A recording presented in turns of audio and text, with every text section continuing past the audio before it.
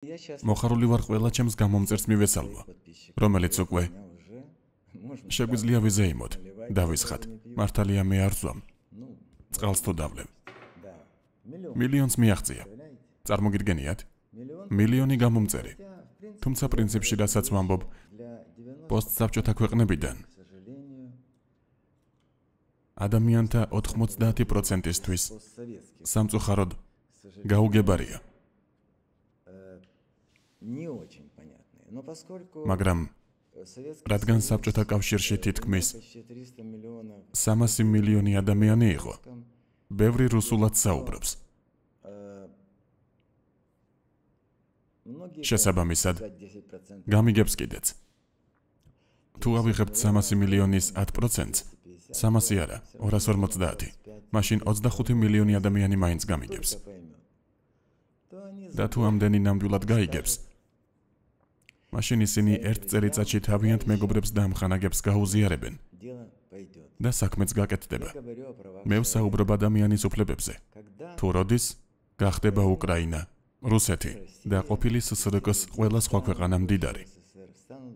სანამ ცოცხალი ვარ, თუ არ მომეცემა საშუალება გაგიზიაროთ რაც ვიცი, მე კი სიმართლის დოქტორი ვარ და დავიცავი დისერტაცია, რომელიც ახლა გაგაოცებთ.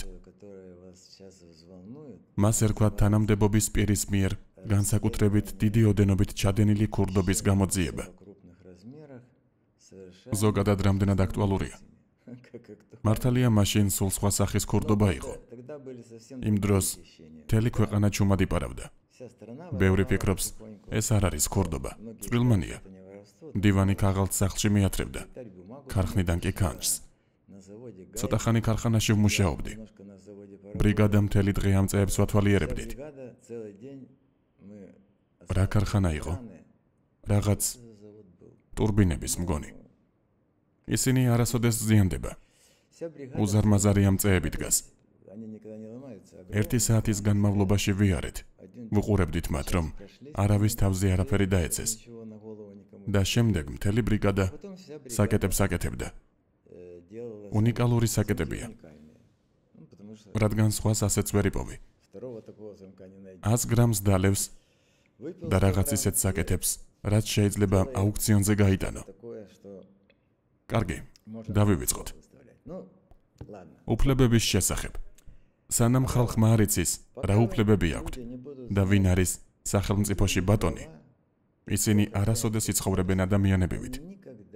რას ნიშნავს ადამიანურად ცხოვრება? ახლა მოგიყვებით. აქ მქონდა უკვე 6 წელია, რაც ისრაელში ვცხოვრობ, რადგან აქ კარგი მეცინაა. და მე შინია მოვკვდე სოვდეპიაში, რადგან ყველა ექიმი წასული იქნება. ყოფილ SSRK-ში ფაქტობრივად არ გვყავს კარგი ექიმები. ქირურგები თუ დარჩნენ. ანუ ისინი, ვინც მუშაობენ ჩვეულებრივი დანით, სკალპელით. დანარჩენები კი, რომლებმაც ტექნიკა იციან. იმიტომ რომ დასავლეთის ქვეყნებში მთელი მედიცინა ანალიზებსა და ტექნიკაზეა დაფუძნებული. ღმერთო ჩემო, 10 წლის წინ 14 წელს ესპანეთში უზარმაზარ ცენტრში რომ არ მოვხოდრილიყავი, არ გეტყვით რომელს გულისხმობ. მაშინ ალბათ უკვე დიდი ხნის გარდაცვლილი ვიქნებოდი. რადგან სწორედ იქ დამისვეს დიაგნოზი და სადაც არ უნდა წავსულიყავი, საფრანგეთშიც კი ვიყავი ექიმებთან. ღმერთო ჩემო, რომ აღარაფერი ვთქვათ უკრაინაზე. იქ საერთოდ შემომთავაზეს ისეთი რამ, უბრალოდ დამაწევრიანებდნენ და არ ვიცი სად გამიშვებდნენ. ადამიანურად ცხოვრებისთვის აუცილებელია გქონდეთ ჯანმრთელობის დაზღვევა. ზრუნვა სახელმწიფოსგან და იმის გააზრება, რომ სახელმწიფო შენთვისაა. ჩემო YouTube-ის, Facebook-ის და სხვა სოციალური ქსელების მემილიონე სტუმარო. სხვათა შორის დააწყაპუნეთ ღილაკზე, ზარზე და სულ ესაა. რადგან ჩემთვის ეს გამოსვლები მარტივი არ არის, მე გიზიარებთ დიდ საიდუმლოებს. თქვენ კი მათ ბავშვებს გადასცემთ. ასე საქმეც გამოვა. სოციალური დაზღვევა უნდა არსებობდეს. ეს არის ფაქტობრივად უფასო მკურნალობა. სახელმწიფომ უნდა იზრუნოს ადამიანზე. ადამიანი სახელმწიფოზე კი არა, არამედ სახელმწიფო ადამიანზე. ნებისმიერი კანონის მიღება შეუძლებელია, თუ ის ეხება სახელმწიფოს მთელ საკუთრებას. არავის კრიტიკა არ მინდა, მაგრამ ნებისმიერ შემთხვევაში გლობალური კანონები, რომლებიც ეხება მაგალითად, არ შეიძლება ქვეყნის ჰაერის მოქალაქეების დაუკითხავად გასხვისება. არ ვხუმრობ, ჰაერის გაყიდვაც შესაძლებელია. ან წყლის, თუ ნიადაგი და სხვადასხვა წყარო უხვადაა. მიწაც არის. მაშინ ყველაფერი თქვენია. მაგრამ ამისთვის თქვენ უნდა ააშენოთ ქვეყანა, სადაც ეს ყველაფერი მხოლოდ თქვენთან ერთად გადაწყდება. ასე კეთდება შვეიცარიაში. მე ერთხელ მოგიყევით, რომ მდინარეზე ხიდის ასაშენებლადაც კი აუცილებელია კანონის მიღება, რომელსაც ყველამ უნდა მისცეს ხმა. რადგან შვეიცარიის იმიჯი ლამაზია და ერთ ხიდსაც კი შეუძლია ამ იმიჯის შეცვლა. მას სადმე ინტერნეტში აჩვენებენ და ვინმეს არ მოუნდება იქ წასვლა. კარგი, ვაჭარბებ, მაგრამ სინამდვილეში ბევრი ადამიანი იქ მხოლოდ იმიტომ მიდის, რომ ბუნების ნახვა სურს. მაგალითად, როგორი იყო ის 1000-ობით წლის წინ. ასე რომ, დღეს მინდა მოგიყვეთ ასეთი ცხოვრების ყველაზე მნიშვნელოვან პირობაზე.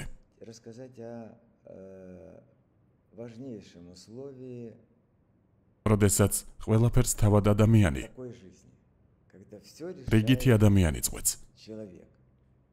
ის მენაგვეა, სხვათა შორის მე პატივს ვცემ მენაგვეებს. მოყოლილი მაქვს, რომ თავადაც ნახევარ განაკვეთზე ვმუშაობდი დამლაგებლად, როცა ინსტიტუტში ვსწავლობდი. ან ინსტიტუტის პროფესორი. ღმერთო ჩემო, ვინც არ უნდა იყოს. ძალაუფლების გამიჯვნა უნდა არსებობდეს. მხოლოდ ძალაუფლების განაწილებით ხდება ის სახალხო. ზუსტად ისეთივე, როგორიც თავად ხალხია. მაშინ შეუძლებელია რამის მოპარვა. და მაშინ არ არის საჭირო მომხდარის შესახებ ისტორიების მოყოლა, თითქოს ყველაფერი მშვენივრად იქნებოდა. იანუკოვიჩს რომ არ მოეპარა, ან პოროშენკოს, ან ლუცენკოს, ვინ იყო მანდ კიდევ, კრავჩუკი და კუჩმა. ამაზე საუბარი არ იყო საჭირო. საჭიროა საუბარი ქვეყნის განვითარებაზე და მნიშვნელოვანი კანონების მიღება. დავიწყებდი სისხლის სამართლის მკაცრი პასუხისმგებლობით იმ პირებისთვის, რომლებიც არასრულებენ თავიანთ საარჩევნო დაპირებებს. პლაკატებს აკრავენ. ეს იანუკოვიჩის დროს იყო. მაგალითად, თითოეულს შევხვდები და თითოეულს მოვუსმენ. თუ მას კარგი ქუდი აქვს, რა თქმა უნდა. და ლიტვინს ჰქონდა, ვიცი ვინც იყო მისი სპონსორი, სისულელეა რა თქმა უნდა. უკრაინას ლიტვინის გარეშე ცხოვრება არანაირად არ შეუძლია. ზოგადად რაღაცნაირად ასეც იყო. სხვადასხვანაირად იყო ხოლმე, მაგრამ ყველაფერი მუშაობდა. ხმას აძლევდნენ და ხალხსაც ირჩევდნენ. და იცით რა მინდა გითხრათ? ჩვენ ახლა გადავალთ ძალაუფლების განაწილებაზე. აი წარმოიდგინეთ საკუთარი თავი ქვეყნის პრეზიდენტად ან პრემიერ-მინისტრად. არსებობს ქვეყნები, სადაც პრეზიდენტები პირველ ადგილზე არიან. სხვათა შორის ჩვენთან პირველ ადგილზე კონსტიტუციის მიხედვით უნდა იყოს პრემიერ-მინისტრი. მაგრამ იანუკოვიჩმა თითოეულს გადაუხადა. ეს იანუკოვიჩმა კი არა, ძირითადად გააკეთა კოლესნიკოვმა, იშვიათი თაღლითია. ახმეტოვის მოადგილე. 3 მილიონი დოლარი კონსტიტუციური მოსამართლეებისთვის გადასცეს. მათ კი ყოველგვარი არგუმენტის გარეშე შეცვალეს კონსტიტუცია, რადგან ვინ იყო იქ იანუკოვიჩამდე?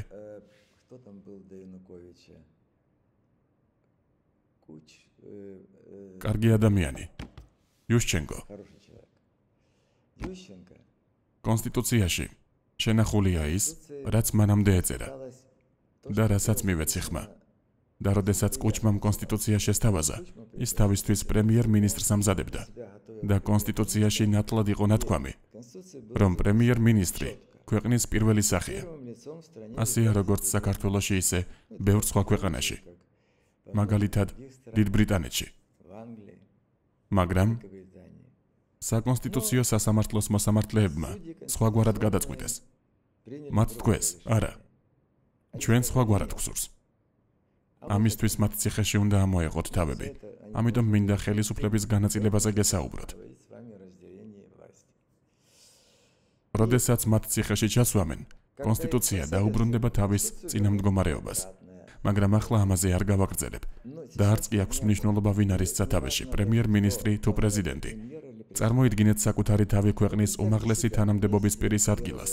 მაშინვე თავს დაგესხმევიან თაღლითები, რომლებიც იტყვიან, რომ თქვენ ყველაზე დიადი ხართ. დაიწყებენ ქურდობას, თქვენ კი ვერაფერს გააკონტროლებთ. ამრიგად ხელისუფლების განაწილება გულისხმობს თითოეული თანამდებობის პირის მიერ თავისი მოვალეობების შესრულებას და არავის აქვს უფლება ბოროტად გამოიყენოს თავისი მდგომარეობა. ანუ არ შეიძლება ამერიკის პრეზიდენტმა, ამაზე ბევრჯერ მithქვამს, მოსამართლეს დაურეკოს და უთხრას, მიდი და ჩასვე ჩერნოვეცკი ან ვინმე სხვა ციხეში 5 წლით. სხვათა შორის ცოტა ხნის წინ სასამართლოში დავა მქონდა საქართველოში. გაუგებარი გადაწყვეტილება მიიღეს, იმიტომ რომ დაურეკეს, როგორც ჩანს, არ ვიცი ვინ. მართლა ეს რაღაც სიგიჟეა ყოველგვარი არგუმენტის გარეშე, მაგრამ ეს წვრილმანებია. ხელისუფლებას არ მოსწონს, რომ მუდმივად ვაჩვენებ ღარიბ ადამიანებს და მათ გადაწყვიტეს ასე ზეწოლა მოეხდინათ ჩემზე. მაგრამ არაფერი გამოუვათ. სანამ საქართველოში წესრიგი არ იქნება, მანამდე იქ არ ჩავალ. რადგან ათასობით ადამიანს ვერ დავეხმარები, რთული მდგომარეობიდან გამოვიდნენ და ვერც სხვებს მოვუწოდებ ჭეშმარიტი ღმერთისკენ. მისკენ, ვინც ამბობს, დაეხმარე, მაშინ ხარ ჩემთან. კარგი. როგორ გავაკეთოთ ეს? არსებობს ვარიანტები. ასე რომ თუ პრეზიდენტმა მოსამართლეს დაურეკა და მოსამართლემ არც კი შეასრულა ის, რაც თხოვა, არამედ უბრალოდ ესაუბრა. ერთხელ იანუკოვიჩისა და იუშჩენკოს საუბარი მოვისმინე. მის კაბინეტში ვიჯექი. ის როდესაც იყო პრემიერ-მინისტრი, რათა ეჩვენებინა, რომ იუშჩენკო მისთვის არაფერს წარმოადგენდა. მოусმენდა და ეტყოდა. დიახ, ვიქტორ ანდრეევიჩ. შემდეგ ყურმილსდებდა და ამბობდა, წადი შენი. მერე მელაპარაკებოდა, რაღაც ამბავს მიყვებოდა, როგორ დაედევნა ტახს. მოკლედ, არავის შეეძლება ბოროტად გამოყენება, რადგან თქვენ ირჩევთ მოსამართლეებს. თქვენ. და ეს კონსტიტუციაში წერია. ხელისუფლება უნდა იყოს განაწილებული.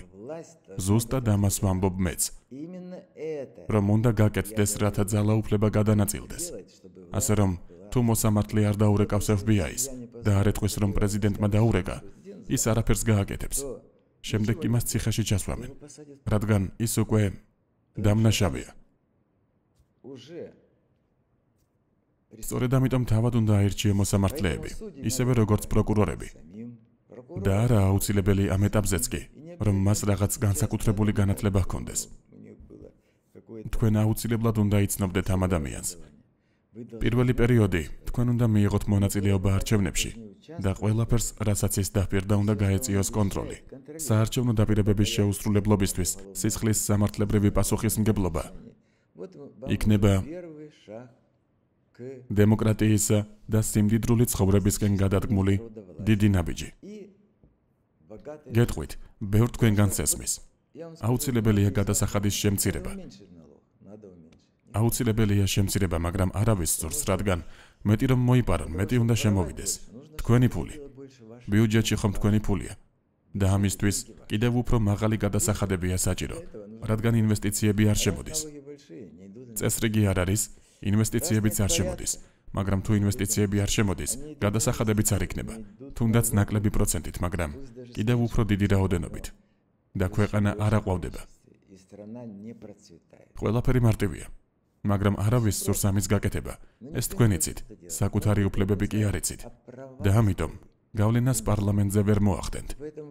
დაიწყეთ საარჩევნო დაპირებების შეუსრულებლობისთვის სისხლის სამართლის კოდექსით გათვალისწინებული პასუხისმგებლობით. ნახეთ, რას გვპირდებიან. დაიწყეთ თქვენი უბნით. რას გვპირდებათ რაიონის გამგებელი?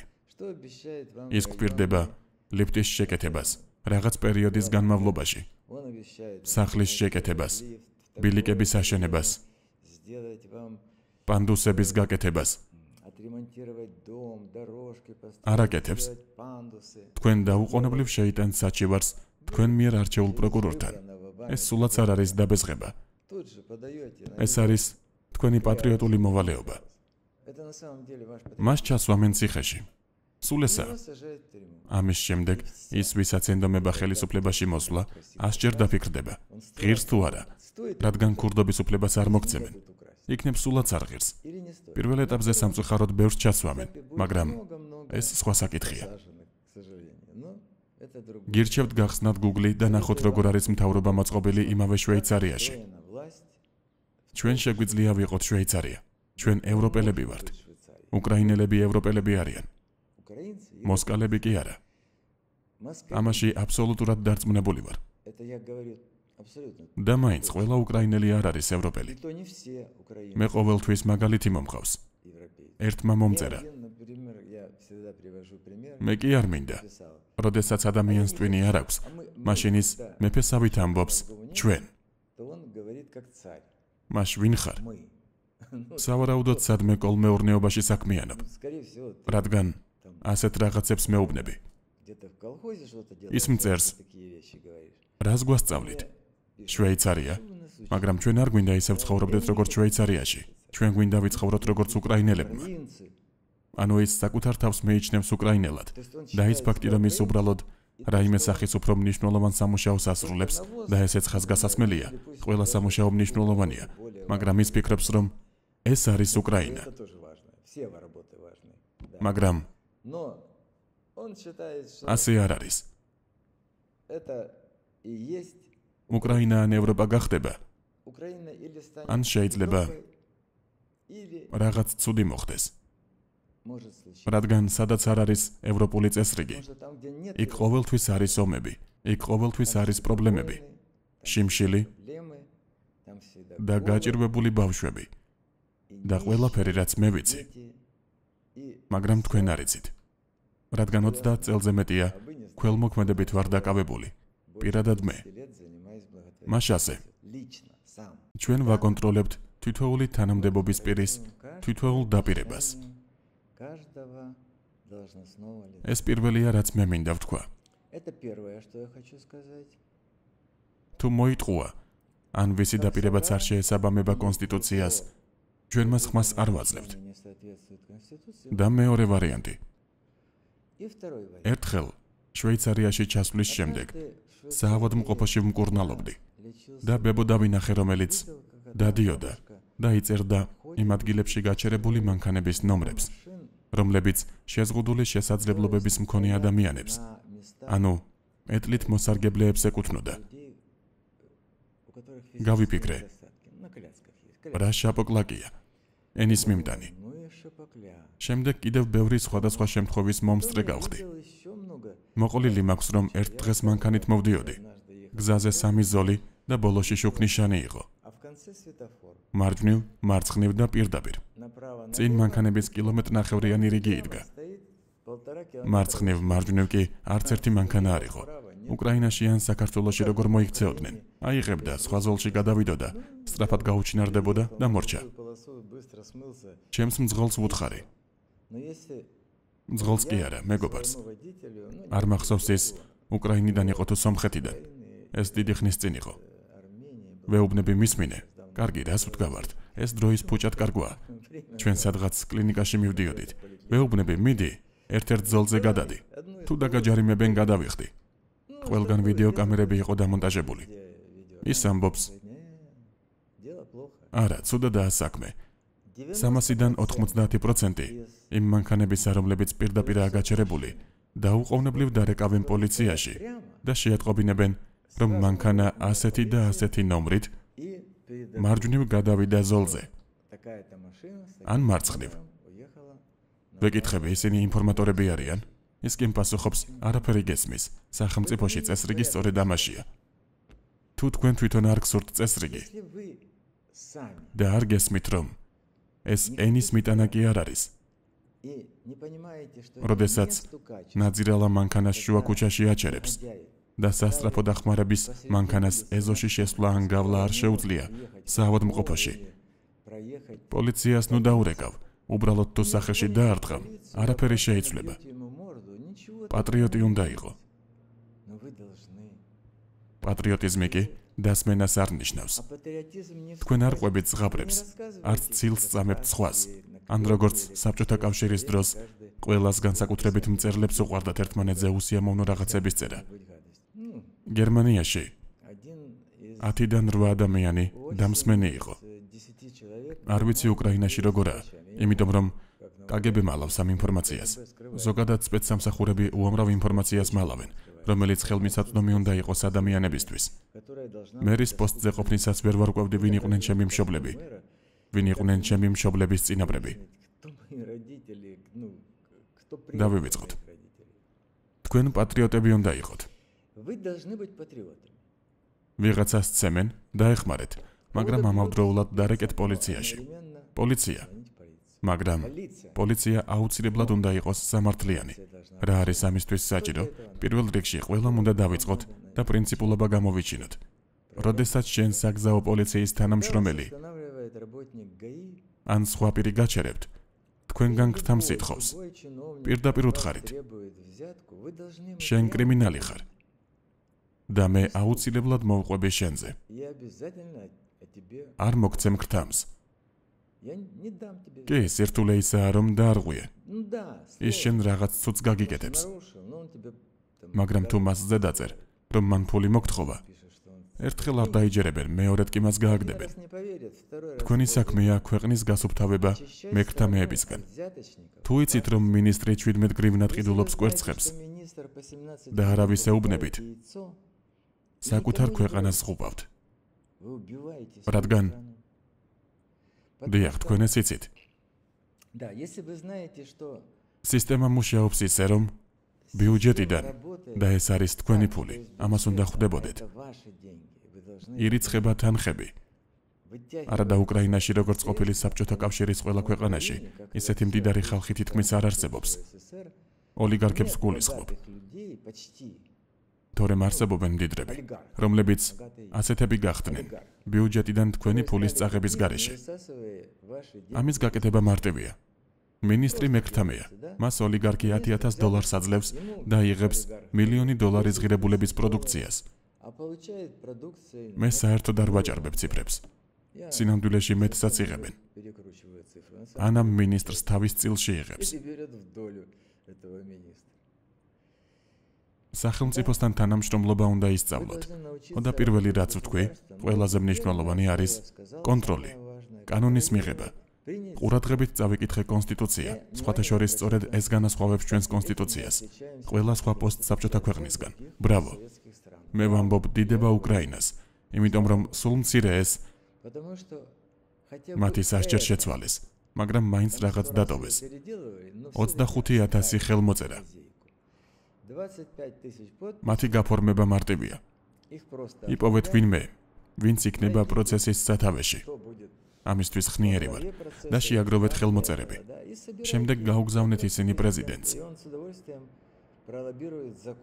ის კი სიამოვნებით გაუწევს ლობირებას კანონპროექტს, სიცხლის სამართლებრივ პასუხისმგებლობას საარჩევნო დაპირებების შეუსრულებლობისთვის. სწორედ ამით დაიწყება. მერე მეგეტყვით რა უნდა გააკეთოთ შემდგომში. უკრაინა ძალიან სწრაფად დაიწყებს ცვლილებებს. 40 წელში, იგივე არაბთა გაერთიანებულ საემიროებში, თუ 45 წელში, მე 30 წლის თავი მახსოვს. ამერიკის შეერთებულ შტატებზე მდიდრები გახდნენ. უკრაინა პოტენციურად მდიდარია, მაგრამ არის საკითხები, რომლებიც მოგვარებას საჭიროებს. მაგალითად არ შეიძლება ხალხის ქონების განკარგვა. როგორია ის? საკუთრებად რას მივიჩნევთ? არ ვიცი. თქვენ უკეთესად იცით, დაწერეთ. მაგრამ იქ 250,000 ხელმოწერაა საჭირო. არა. 250, ხო. გარდა ამისა, თითოეული რეგიონიდან 100,000. აი როგორ მოიფიქრეს. მაგრამ არის რეგიონები, სადაც ეს 100,000 ადამიანი აღარც დარჩენილა. მაგრამ მიუხედავად ამისა, ჩვენ შეგვიძლია მათი შეგროვება და კონსტიტუციური წესრიგის შეცვლა. მაგალითად, კონსტიტუცია ვაქციოთ პირდაპირ მოქმედების ნორმად. ახლა ასეა. კონსტიტუცია არ არსებობს. არსებობს კანონები. მოიფიქრეს და ეს კონსტიტუციაში ჩაწერეს, რომ ის ერთგვარად კანონებს აინიცირებს. და თუ კანონი არ არსებობს, მაშინ რა გაეწყობა? მაგრამ კონსტიტუციაში ყველაფერია ასახული. აბსოლუტურად ყველაფერი. და ყველაფერი შესაძლებელია სასამართლოების მიერ განმარტებული იყოს ადამიანების სასარგებლოდ. და მესამე რაც მინდა გითხრათ, რომ ჩვენ უნდა დავიწყოთ მოსამართლეებისა და პროკურორების არჩევა. მაგალითად, აქ მეგობრებო, რამდენად რთულ ვითარებაში ვართ, რომ ისრაელში ყოფილი საბჭოთა კავშირიდან არც ერთი მოსამართლე არ არის. და ბევრ ქვეყანაში ქალი მოსამართლეები არ არიან. ეს აუცილებელი არ არის, არ ვიცი რატომ, მაგრამ ასეა. მაგრამ მოსამართლე ერთხელ აქ შევხვდი. მომიწია სასამართლო პროცესში მონაწილეობა. ის მეფეა და ღმერთი. მას შეუძლია ნებისმიერი პრეზიდენტი ციხეში ჩასვას, ნებისმიერი პრემიერ-მინისტრი, ნებისმიერი რამ თუ ეს კანონის შესაბამისადაა. ხოდა ციხეში ერთი პრეზიდენტი ზის, ვინც სხეულის უკან ნაწილზე შეეხო თავის მდივანს. მასთან ფოტო მაქვს გადაღებული. ცუდი ადამიანი არ არის, მაგრამ რატომ გააკეთა ეს არ ვიცი. მოეფერა თუ ხუმრობდა. არა, გარყვნილს არ გავდა. ხოდა ასეთი ამბავია. მანის ციხეში ჩასვა. გონი 8 წელი მისცეს, არ ვიცი. როგორც ჩანს უკვე ამნისტიით გაათავისუფლეს. ხოდა რა ვიცი. პრემიერ-მინისტრი დააპატიმრეს, რომელმაც იერუსალიმში უზარმაზარი სახლის მშენებლობისთვის მიწა გამოყო. იქ ყველაფერი ისტორიულია. ისტორიული ადგილების ხელისხლება არ შეიძლება, თუ ეს არქიტექტურასთან არ არის შეთანხმებული. კარგი, სულ ესაა. გონი რაღაც მოგეწონათ. რაღაც არა. თუ ბოლომდე მოусმენთ, გამიხარდება. თუ არა და არა. ყოველ შემთხვევაში დაურეკეთ მშობლებს. მოუყევით მათ რამე ამ ლექციიდან, რომელიც დღეს წაგიკითხეთ. და მთავარი ის არის, რომ მათ თქვენი ხმა გაიგონ. იმიტომ რომ მათთვის ის კი არ არის მნიშვნელოვანი საკუთარ თავზე მოყვნენ, რამდენად ავადარიან და იტანჯებიან. არამედ მათთვის მნიშვნელოვანია გაიგონ თქვენ როგორ გრძნობთ თავს, როგორ მიდის თქვენი საქმეები. რადგან მათი სიცოცხლე დასასრულს უახლოვდება. მათ სურთ თქვენი ცხოვრებით იცხოვრონ, ამიტომ რაც შეიძლება მეტი გაუზიარეთ მასზე. ყველას კარგ დღეს გისურვებთ, ყველაფერს საუკეთესოს.